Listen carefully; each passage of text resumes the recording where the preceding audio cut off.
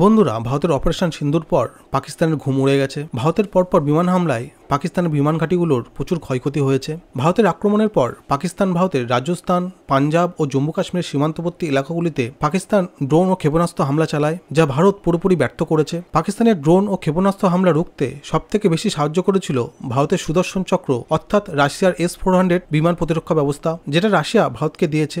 S-400 যে কিভাবে পাকিস্তানের আক্রমণ থামিয়েছে সেটা সারা বিশ্ব দেখেছে। রাশিয়া ইউক্রেন যুদ্ধেও S-400 ভালো ভূমিকা গ্রহণ করেছিল। আমাদের সবার প্রিয় প্রধানমন্ত্রী নরেন্দ্র মোদী এই দিন আদমগড়ে গিয়ে পাকিস্তানকে হুমকি দিয়ে এসেছে, আর একবার যদি পায়েলগামের মতো কোনো রকম জঙ্গি অ্যাটাক হয় তাহলে ভারত ঘরে ঢুকে মারবে, কেউ বাঁচাতে পারবে না।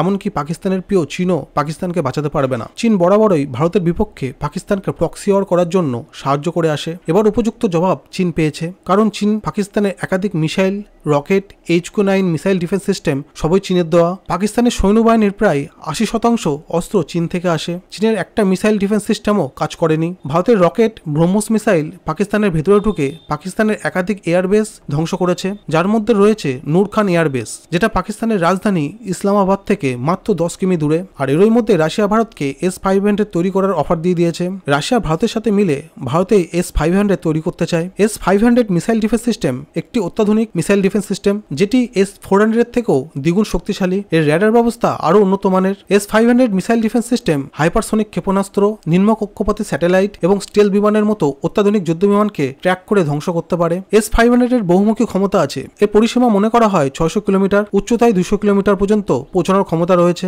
S-500 এর আরেকটি বৈশিষ্ট্য হলো যে অ্যান্টি ব্লাস্টিক মিসাইল ABM ও ইন্টারকন্টিনেন্টাল ব্লাস্টিক মিসাইল ICBM কেও ধ্বংস করতে পারে। এর শক্তিশালী রেডারটি 2000 কিলোমিটার পরিসরে থাকা লক্ষ্যবস্তুকে শনাক্ত করতে পারে। রাশিয়ার কর্মকর্তারা পর্যবেক্ষণ করেছেন যে S-500 আমেরিকার টার্মিনাল হাই অল্টিটিউড এরিয়া ডিফেন্সের মতো পশ্চিমা অস্ত্রের তুলনায় অনেক বেশি উন্নত। আশা করি S-400 এর মতো S-500 ভারতের অস্ত্র সম্ভারে আলাদা একটি মাত্রা যোগ করবে ও ভারতের শত্রুদের মুখে ঝামা ঘষে দেবে। তো বন্ধুরা, ভারতের ডিফেন্স রিলেটেড আরও খবর পেতে আমাদের চ্যানেলটিকে লাইক, শেয়ার ও সাবস্ক্রাইব করবেন। ধন্যবাদ। জয় হিন্দ।